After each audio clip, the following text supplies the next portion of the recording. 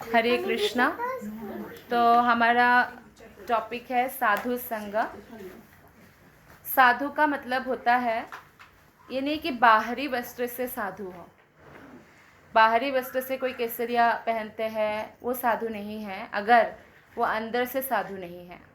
तो कलियुग में ऐसे बहुत सारे लोग मिलेंगे जो बाहर से तो साधु है लेकिन हृदय से वैरागी नहीं है, और इसीलिए जो है बहुत सारे गलत चीज़ें भी होती है। साधु बन के आते हैं फिर घर लूट भी सकते हैं, ऐसा भी हो सकता है। तो इसलिए हमें पहले पता होना चाहिए कि साधु कौन है। साधु वह है जिसका मन भगवान कृष्ण में रमता हो। साधु वो है जो शास्त्रों के हिसाब से चलता हो। अगर कोई साधु कहे कि मैं तो गुरु हूँ, कृष्ण ने भी गोपियों के साथ रास रचाया था तो आप भी मेरे साथ ऐसा भी एक्सप्लॉइट करते हैं। तो इसलिए हमारी बुद्धि में होना चाहिए कि साधु कौन है। साधु वो है जो 4 नियमों का पालन करते हैं, जो बिल्कुल नशा नहीं करता है, जुआ नहीं खेलता है, अवैध यौन संबंध नहीं करते हैं, मांस नहीं खाते हैं, तो वो साधु है। और साथ ही साथ केवल ये नहीं खाने से नहीं चलेगा, उनको भक्ति भी करना होगा। भक्ति को अगर हम एक लाइन में, भक्ति क्या है ऐसे अगर हमें कोई पूछे तो भक्ति है कृष्ण की सेवा। एक लाइन में क्या है भक्ति? कृष्ण की सेवा। यस। तो साधु वो है जो कृष्ण की सेवा में लगा हुआ है। ऐसा आप मत समझो कि अच्छा हम जैसे आप लोग सब लोग माता लोग हैं तो अच्छा हम साधु नहीं हैं, कोई जो केसरिया वस्त्र पहने वही साधु है। आप सब लोग साध्वी है। पुरुष को साधु और स्त्री को साध्वी कहते हैं। तो आप सब लोग क्योंकि कृष्ण की सेवा में लगे हुए हैं तो उनको साधु कहते हैं। श्रीमद् भागवतम में 7वां स्कंद श्लोक नंबर 2 है 6 चैप्टर का। यथा हि पुरुषस्येह विष्णुः पादापसर्पणम्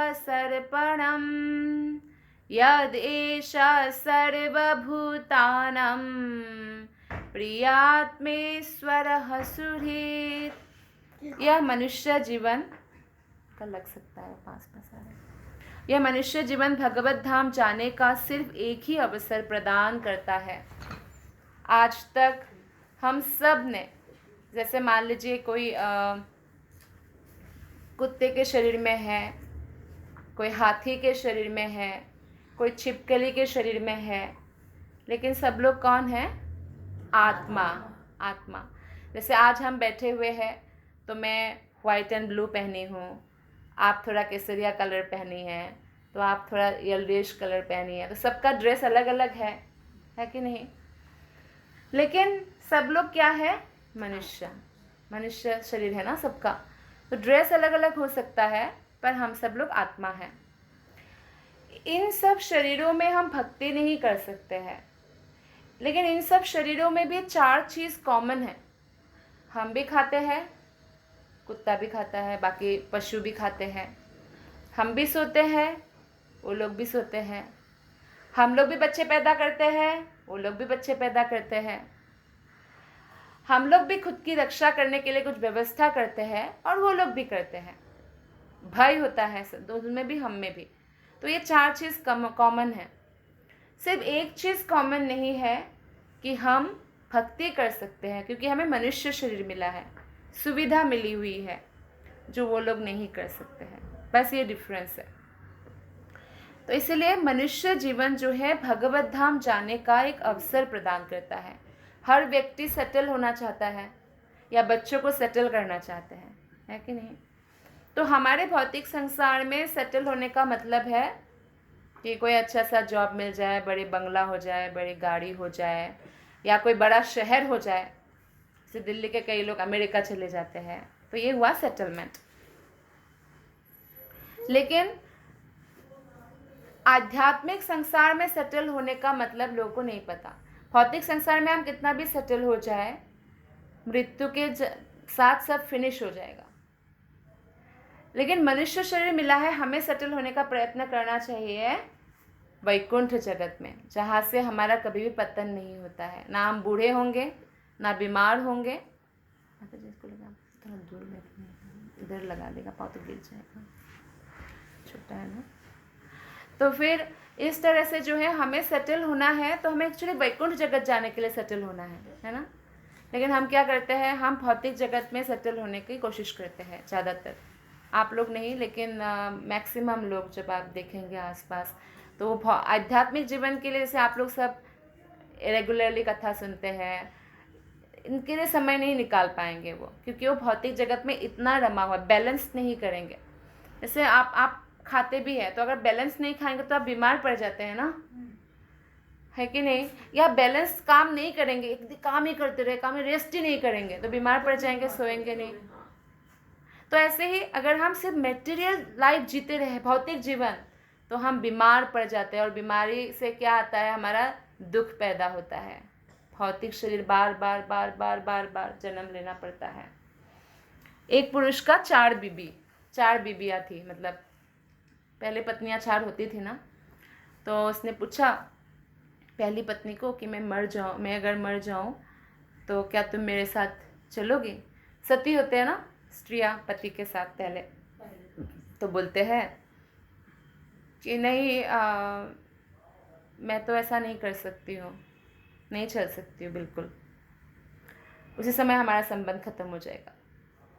तो फिर दूसरी पत्नी को पूछा क्या तुम मेरे साथ चलोगी, मैं मरूंगा तो तुम क्या करोगी।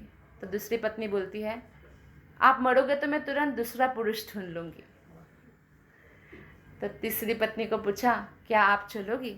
तो तीसरी पत्नी ने जवाब दिया मैं बस शमशान तक चल सकती हूँ, उससे अधिक नहीं। चौथी पत्नी को बोला क्या आप चलोगी, बोलते हाँ मैं आपके साथ चलूँगी। तो ये 4 पुरुष जो है, जो इसमें उदाहरण के तौर पर दिया है, वो है आत्मा।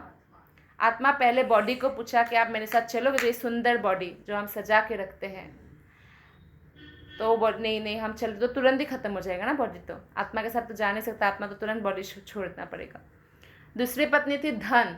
हम कितना भी धन कमाएं, लेकिन धन तुरंत किसी और की हो जाएंगी, हमें टेंशन लेने की ज़रूरत ही नहीं। मृत्यु के बाद रिलेटिव्स आके अपने आप ही कर लेंगे। इसलिए दूसरी पत्नी ने बोला मैं तो तुरंत किसी और की हो जाऊंगी, है ना। तीसरी पत्नी थी रिलेटिव्स, फ्रेंड्स, वो शमशान तक ही जाते हैं, जला दिया खत्म।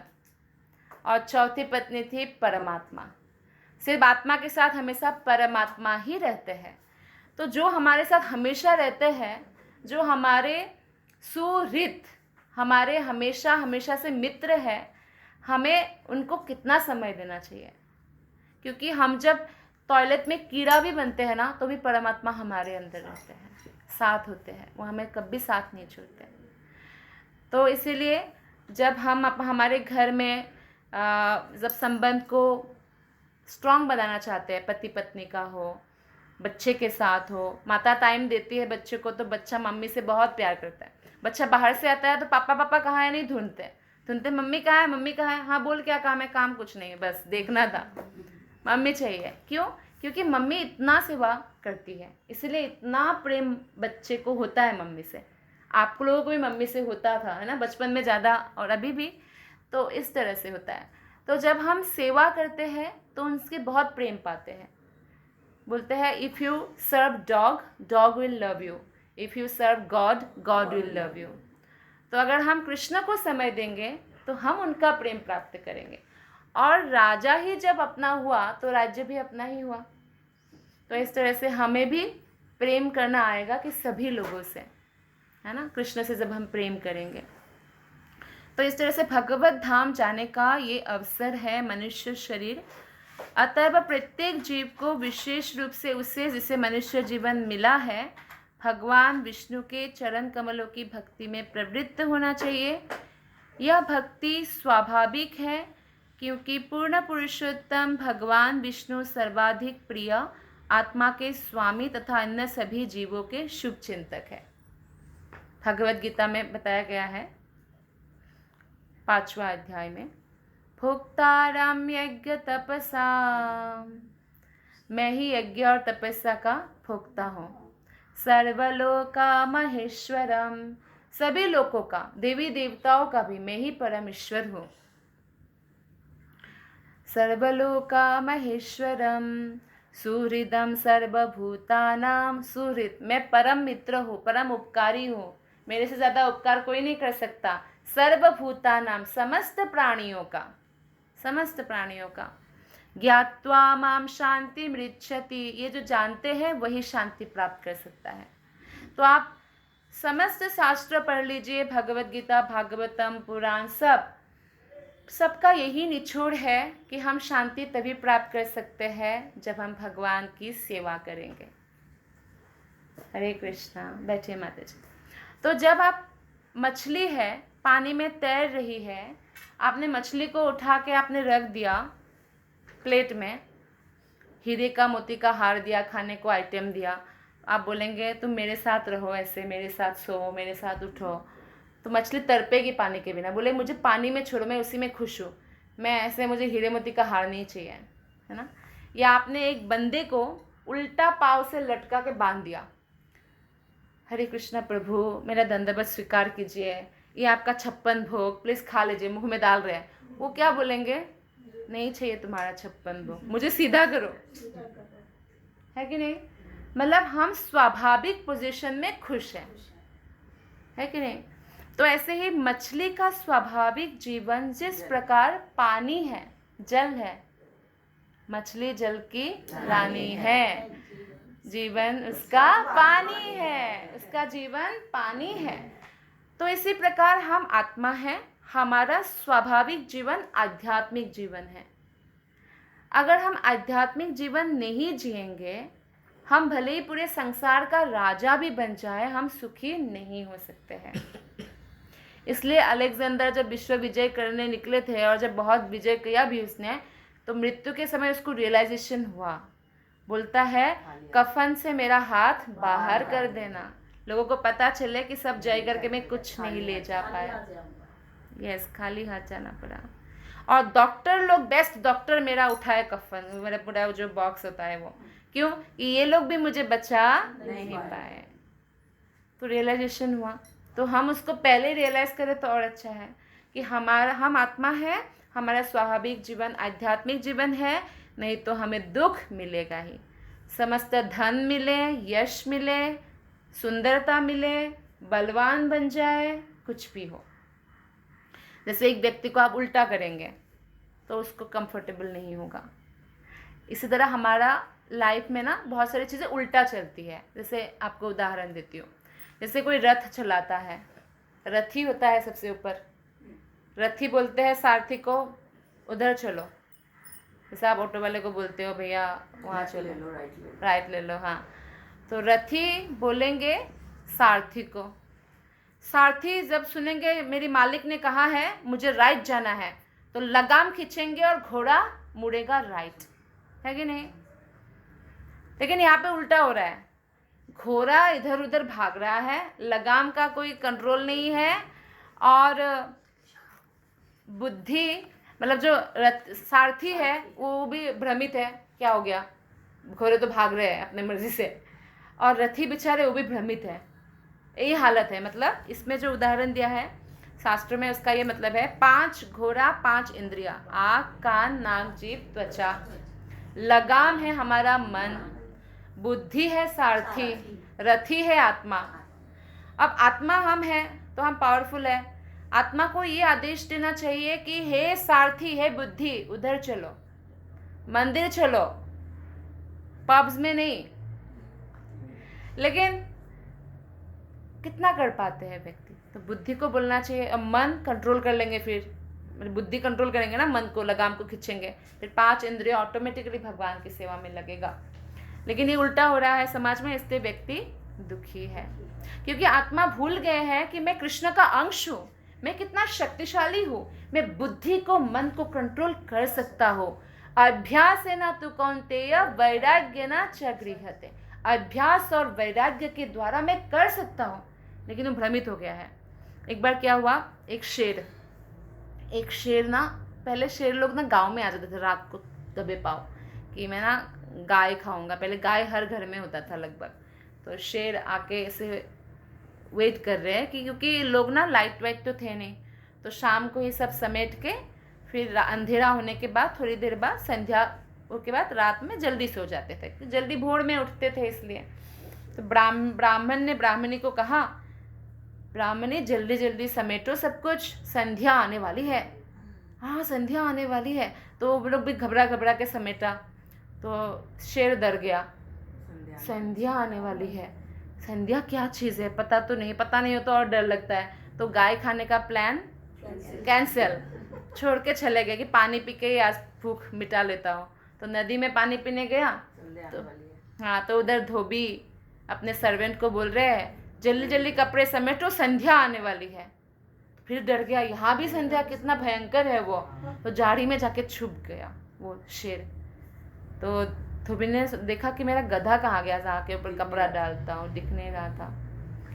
तो फिर उन्होंने झाड़ी में देखा कुछ हिल रहा है, तो लाठी लेके गया और उसको मारा, चल रहा है बेच चुका है। तो शेर सोचा संध्या मारती भी है।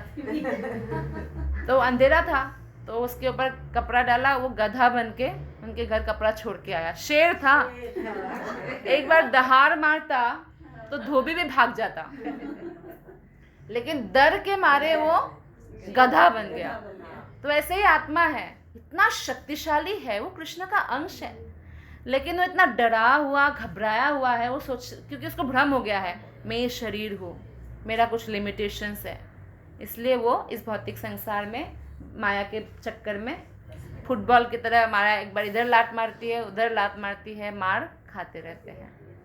तो इसलिए हमें जो मनुष्य जीवन है उसका सदुपयोग करना चाहिए। सदुपयोग का मतलब होता है मनुष्य जीवन का जो समय है वो बहुत महत्वपूर्ण है, तो हमें 24 घंटा भगवान की सेवा में एक्चुअली लगाना चाहिए। जैसे आपने अगर खाना भी बनाया तो खाना बनाते समय भी आप मन ही मन हरे कृष्ण महामंत्र का जप कर सकते हैं, या कृष्ण कथा लेक्चर अगर अलाउड है घर में तो आप श्रवण कर सकते हैं। या आप जब खाना पकाते हैं तो आपको माइंड में ये होना चाहिए कि एक्चुअली कृष्ण के लिए श्रीमती राधा रानी खाना पका रही है, मैं तो उनकी मदद कर रही हूँ। तो ये शुद्ध चेतना के साथ जब हम बनाते हैं तो क्या होता है, वो पूर्णतः दिव्य हो जाता है। और फिर आप भोग लगाइए, भोग लगाते हैं, और फिर जब लोग खाएंगे घर पर परिवार के, तो ऑटोमेटिकली उनके अंदर जो है कृष्ण कॉन्शियस शक्ति जाएगा ना। जैसे लोग जादू तो ना करके कुछ खिला पिला के कर देते हैं ना कुछ गड़बड़, तो ये वाला अच्छी चीज़ है, वो बुरी चीज़ है। वो खा के तो इंसान बीमार हो जाता है, ये खा के आध्यात्मिक पथ पर चलने लगते हैं, आगे बढ़ता है। तो माताओं के हाथ में एक्चुअली बहुत शक्ति है, किचन का पूरा कंट्रोल आपके हाथ में है। और अग्नि से जब चीज़ें, इसलिए बहुत लोग बोलते हैं ना किसी के भी हाथ का मत खाना, क्योंकि डर्टी कॉन्शियसनेस होगा तो अग्नि से जो पकाएंगे ना वो कॉन्शियसनेस उसमें घुस जाएगा, तो फिर वो हमारे अंदर रहेगा। कई बार होता है ना, मन अचानक दुखी हो रहा है, समझ में नहीं आ रहा है क्या हो रहा है, डिप्रेशन हो रहा है, किसी के भी हाथ से खाने का ये परिणाम है।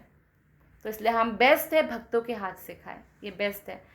और प्रभुपाद ने तो कहा है कि अपने हाथ से खाना बेस्ट है, फिर सेकंड बेस्ट है माता, फिर पत्नी के हाथ से खाने का, लेकिन कहीं भी किसी के भी हाथ से हमें अवॉइड करना चाहिए। और अवॉइड नहीं कर सकते तो फल खा सकते, जो अग्नि से क्रॉस नहीं करते, कई सारा मिठाई है जो अग्नि से बनाना नहीं पड़ता, तो वो खा सकते, जैसे रायता भी हुआ, दही भी हुआ, तो वो खा सकते हैं। इससे क्या होगा, आहार, शुद्ध आहार से ना हमारा कॉन्शियसनेस ठीक होगा। तो ये बहुत इम्पोर्टेंट है मनुष्य जीवन में सफलता प्राप्त करने के लिए। तो ये मानव जीवन बहुत ही दुर्लभ और बहुमूल्य है। इस जीवन में ही हम भगवान की महिमा समझ सकते हैं, भक्ति कर सकते हैं, भगवान के शरणागत हो सकते हैं। जैसे बिना श्रवण किए साधु से, यानी कृष्ण के भक्तों से श्रवण किए बिना हमें कृष्ण के प्रति प्रेम नहीं हो सकता। क्या रुक्मिणी ने कभी कृष्ण को देखा था? कैसे प्रेम हुआ?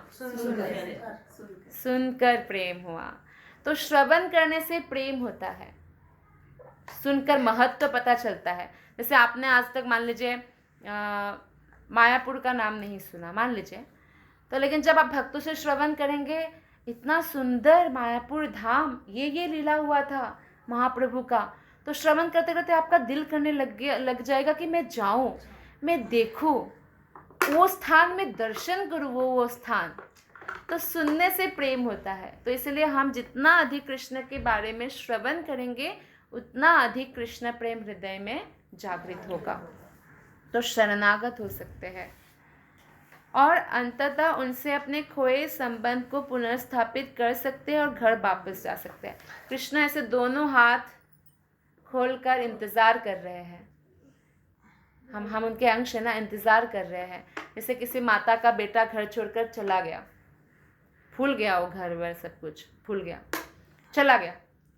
माँ इंतज़ार करती है, कब आएंगे, कब आएंगे, कब आएगा, कब आएगा मेरा बेटा, कब आएगा। तो वो इंतज़ार करती रहती है। और अगर कोई उसको समझा कर, कोई भाई जाकर उसको समझा बुझा कर याद दिलाकर वापस ले आए तो माता को कितना प्रसन्नता होगी।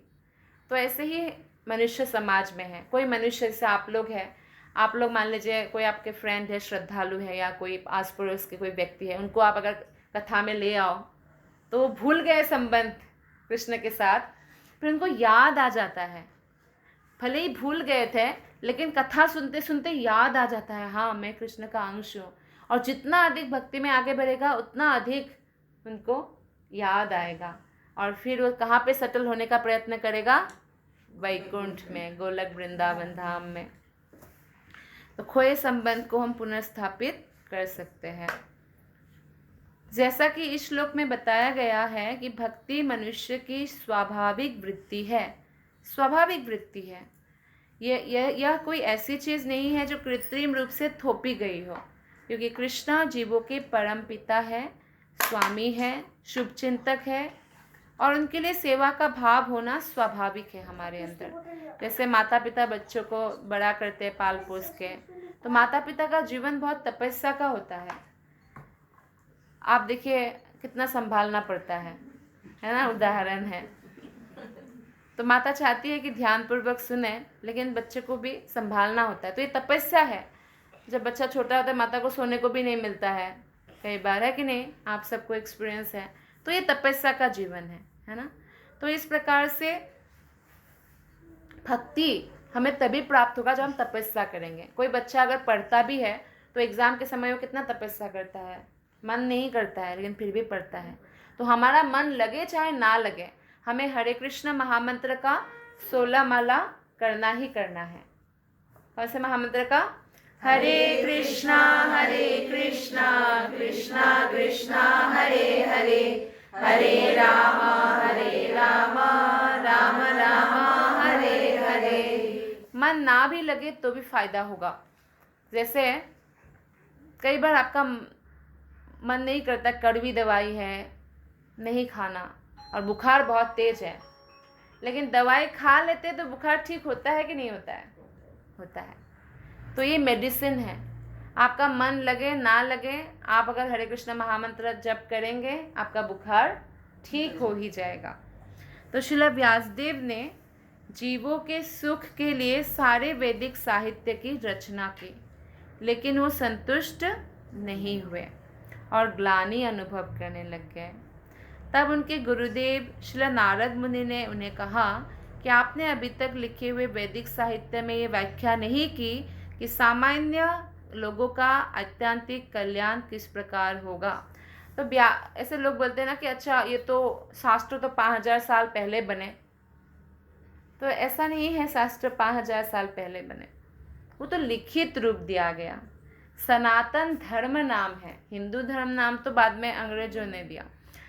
सनातन मतलब हमेशा रहने वाला। हाँ, अनादिकाल से, कोई आदि अंत नहीं है।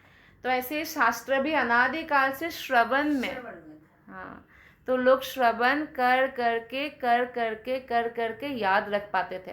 कलयुग के लोगों में इतना शक्ति नहीं है, तो इसलिए व्यासदेव ने लिखा, लिपिबद्ध किया। यस।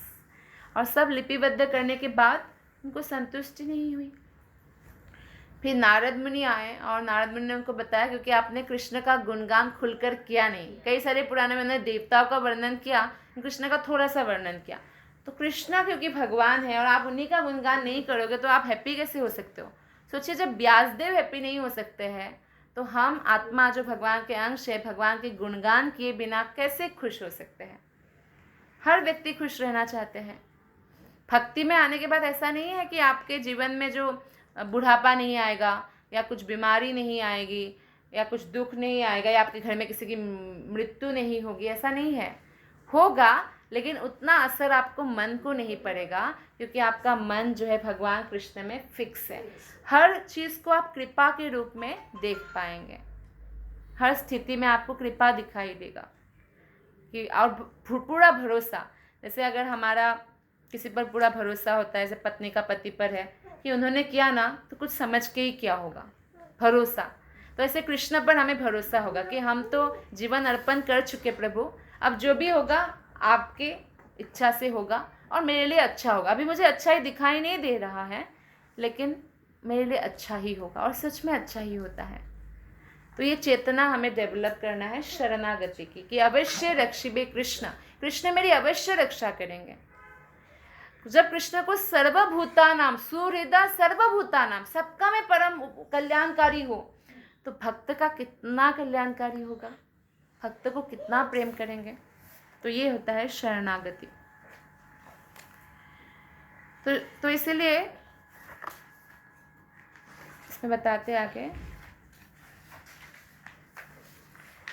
कि जब पूछते हैं कि कैसे आध्यात्मिक सामान्य लोगों का कल्याण होगा, तो श्रीमद् भागवतम में प्रथम स्कंध में 2 अध्याय 6 श्लोक में बताया गया है, सवे पुंसां परो धर्मो, सवे पुंसां परो धर्मो, यतो भक्तिरधोक्षजे, यतो भक्तिरधोक्षजे, अहैतुकीय प्रतिहता, अहैतुकीय प्रतिहता, ययात्मासु प्रसीदति, ययात्मासु प्रसीदति। संपूर्ण मानवता के लिए परम वृत्ति धर्म वही है जिसके द्वारा सारे मनुष्य दिव्य भगवान की प्रेमा भक्ति प्राप्त कर सके। ऐसी भक्ति अकारण तथा अखंड होनी चाहिए, जिससे आत्मा पूर्ण रूप से तुष्ट हो सके। तो समस्त मानवता परम वृत्ति, वृत्ति तो बहुत कुछ होता है, कोई बिजनेस करता है, कोई नौकरी करता है, कोई कुछ करता है, लेकिन सभी वृत्तियों में परम वृत्ति क्या है शास्त्रों के अनुसार? भगवान कृष्ण की सेवा, ये सबसे श्रेष्ठ वृत्ति है। और ऐसा भक्ति कैसा होना चाहिए? अकारण, कि नहीं कृष्ण मेरा ये कर दोगे तभी मैं भक्ति करूँगी, नहीं तो नहीं करूँगी, ऐसा नहीं होना चाहिए। भक्ति होना चाहिए अकारण। ठीक है, मेरी ये इच्छा है, अगर भौतिक इच्छा है तो कृष्ण के चरण में आप रख भी सकते हैं कि मेरी ये इच्छा है कृष्ण, लेकिन आपको जो ठीक लगे आप देख लीजिए। मैं तो अंतर्यामी हूँ नहीं, लेकिन आप तो अंतर्यामी है ना, तो इसलिए आप देख लीजिए। तो इसे रखा, तो जो भी फल मिला आपने एक्सेप्ट भी किया, नहीं मेरे लिए अच्छा नहीं होगा तभी नहीं मिला, नहीं तो ऐसा कृष्ण क्यों करेंगे भला, मेरे सुख में उनका सुख है, वो मुझसे इतना प्रेम करते हैं। तो इसीलिए अकारण का मतलब होता है ऐसा नहीं कि मिलेगा तभी कृष्ण से रिश्ता रहेगा, नहीं तो नहीं, कोई कारण के बिना ही हमें भगवान की सेवा में लगे रहना चाहिए। और अखंड होना चाहिए। अखंड मतलब यानी कि आज किया कल नहीं किया, और 2 दिन किया फिर नहीं किया, एवरी डे होना चाहिए अखंड। और ऐसा नहीं किसी ने कुछ समझा दिया तो छोड़ ही दिया भक्ति, हाँ, विचलित नहीं होना चाहिए। जैसे कोई एक माता है, सर्दी में भी किचन में खड़ी होकर खाना पकाती है, गर्मी में भी पकाती है, विचलित होती है क्या? क्यों? क्योंकि बच्चों से प्रेम है, पति से प्रेम है। तो ऐसे भगवान से जब हमारा प्रेम होगा तो ठंडी गर्मी कुछ नहीं लगेगा पर हम सहन करेंगे, और इसी को तपस्या कहा जाता है। तो कृष्ण की प्रेमा भक्ति अगर हमें प्राप्त करना है तो हमें कृष्ण के भक्तों के साथ संग करना पड़ेगा रेगुलरली। डेली करना अच्छा है, लेकिन डेली आप फ़ोन में या ऐसे कर सकते हैं, लेकिन आप लोग वीकली कम से कम मिल सकते हैं, है ना, क्योंकि चैतन्य चरितामृत में भी कहा गया है साधु संग सर्वशास्त्रे काय, साधु संग सर्वशास्त्रे का लव मात्र साधु संग सर्व सिद्धि है। लव मात्र साधु संग सर्व सिद्धि है। तो सारे शास्त्र का निर्णय है कि शुद्ध भक्त के साथ क्षण भर संगति से बहुत आत्यंतिक कल्याण होता है। तो इसलिए बताया गया है कि गंगा जी जो है ना, गंगा जी परम पवित्र नदी है। गंगा जी का कितना ही गुणानुकीर्तन पुराणों में किया गया है, फिर भी गंगा जी को स्पर्श करने के बाद ही पवित्र करती है। लेकिन वैष्णव का दर्शन मात्र से हम पवित्र हो जाते हैं। तो इसलिए वैष्णव भजन में बताया गया है, गंगार परशा हइले पश्चाते पावन दर्शने पवित्र करो ई तुम्हार गुण। समझ आया ना आपको? गंगा को स्पर्श करने के बाद ही पवित्र करेंगे, लेकिन वैष्णव दर्शन मात्र से हमें पवित्र करते हैं। यस, तो ये साधु संग का महत्व है। इसलिए भगवान शिव जी को जब भगवान ने कहा, कृष्ण ने, कि आप कुछ वर मांगे, तो उन्होंने कहा मुझे साधु संग दीजिए। ध्रुव महाराज को उन्होंने भी साधु संग मांगा। प्रहलाद महाराज, सब जो भी भक्त है वो साधु संग मांगते हैं। मार्कंडेय ऋषि, उन्होंने भी बोला कि आपके भक्तों, एक बार क्या हुआ, मार्कंडेय ऋषि बहुत अच्छे से भक्ति कर रहे थे, और जो भक्ति करते हैं ना, उनके ऊपर भगवान शिव इतना प्रसन्न होते हैं, अलग से आराधना करने की आवश्यकता नहीं है, क्योंकि उन्होंने पार्वती जी को कहा है, आराधना नाम सर्वेशाम विष्णुर आराधनाम परम तस्मात् परतरम देवी तदीयानाम समर्चनम। जो भक्तों की और भगवान की सेवा करते हैं, शिव जी तो ऐसे ही प्रसन्न रहते हैं उन पर। तो मार्कंडेय ऋषि से वो मिलने आए कि कितना सुंदर भक्त है, और ऐसे तो रहते हैं पर प्रकट नहीं होते, तो प्रकट हो गए शिव जी, पार्वती जी उनके गणों के साथ। मार्कंडेय ऋषि ने उनका यथायोग्य सम्मान किया। फिर उन्होंने बोला कि वर मांगो, क्योंकि मेरा दर्शन व्यर्थ नहीं जाता। तो मार्कंडेय ऋषि वर मांगते हैं कि मुझे शुद्ध भक्तों का हमेशा संगति मिले, खासकर जैसे आप जैसे वैष्णव के प्रति हमेशा श्रद्धा की भावना रहे, और पूर्ण श्रद्धा, क्योंकि शिव जी भी तो परम वैष्णव हैं। तो ऐसे हमें शुद्ध भक्तों की संगति कृष्ण से मांगना चाहिए। साधु संग अगर मिल गया तो कल्याण तो होना ही होना है। इसीलिए मांगते हैं बुद्धिमान भक्त, क्योंकि जैसा संग करते हैं वैसा रंग चढ़ता है कि नहीं? आप अगर जैसे कोई अगर शराबी का संग करता है, कोई पुरुष तो नहीं भी पीता है ना, लेकिन वो शराबी जो है बड़ा कन्विंस करने वाला है, तो धीरे धीरे वो थोड़ा थोड़ा टेस्ट करके पीने लग जाएगा। नंबर 1 शराबी अगर वो है तो इसको नंबर 1 बना देगा, नंबर 2 जरूर बनाएगा है ना? ऐसे नंबर 1 भक्त है तो आपको भी नंबर 1, नंबर 2 नहीं, नंबर 1 ही भक्त बनाएंगे। इसलिए बोला गया है कि पारसमणि जो है ना, पारसमणि दूसरे चीज़ों को छू के सोना बना देते हैं, लेकिन पारसमणि बनाते हैं क्या? सोना ही बनाते हैं ना, पारसमणि तो नहीं बनाते हैं। लेकिन भक्त पारसमणि दूसरे को भी पारसमणि बना देते हैं। ये साधु का महत्व है। तो जैसा संग करते हैं वैसा ही रंग चढ़ता है। अगर कोई दुष्ट व्यक्ति का संग करता है तो उस दुष्ट व्यक्ति के दुर्गुण उसमें पैदा होता है। इसलिए हमें दुष्ट व्यक्ति से तो दूर रहना है, सम्मान सबको करना है, लेकिन दूर से नमस्ते। सबके अंदर भगवान है, लेकिन क्या हम शेर को गले लगाने जाएंगे? नहीं लगा सकते, वो हमें खाएगा। उसको हम गले नहीं लगा सकते। भक्तों को गले लगा सकते हैं, एक दुष्ट व्यक्ति को नहीं लगा सकते, क्योंकि उसके दुर्गुण हमारे अंदर आ जाएगा। इसलिए शुद्ध भक्त का संग सदा ही वांछनीय है, अनिवार्य है, और उसका एक क्षण भी जीवन में भक्ति का उदय करने में सक्षम है, एक क्षण भी। इसके लिए कृष्ण भक्तों का संग करने की कला सीखना भी ज़रूरी है। कृष्ण भक्त का जब हम संग करते हैं ना, उपदेशामृत में 4 श्लोक में बताया है कि क्या करना चाहिए। भक्तों के संग में हम प्रेम को कैसे बढ़ाएं। ददाति प्रतिगृह्णाति गुह्यमाख्याति पृच्छति भुङ्क्ते भोजयते चैव षड्विधं प्रीतिलक्षणम्। तो हमें गिफ्ट देना है, और अगर भक्त गिफ्ट दे तो प्रेम से स्वीकार भी करना है। आपको पसंद नहीं भी आ रहा है तो ये क्या दे दिया, ये सस्ता सा, एकदम बुरा सा, ऐसे नहीं बताना है। उनका प्रेम देखना है। कृष्ण ने तो केले का छिलका खा लिया, प्रेम देखना है उसमें और प्रेम पूर्वक स्वीकार करना है, क्योंकि व्यक्ति का भाव मैटर करता है। महंगा, ब्रांडेड, ये सब मैटर नहीं करता है। ददाति प्रतिगृह्णाति गुह्यम आख्याति पृच्छति। तो सबसे गुह्य बात है कृष्ण। तो कृष्ण के बारे में जिज्ञासा करना, और कोई आपको जिज्ञासा करे तो उनको बताना प्रेम पूर्वक।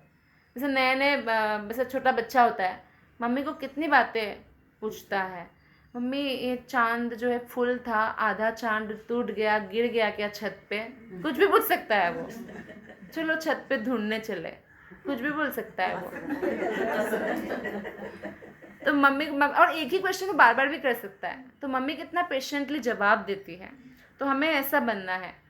तो कोई अगर नया भक्त बात को पूछ रहे हैं, क्योंकि वो भक्त नया है, तो आपको क्या करना है, गुह्यम आख्याति पृच्छति। तो आपको उनको बताना है, और आप भी अपने जो सीनियर वैष्णव है उनको कृष्ण के बारे में प्रश्न पूछना चाहिए।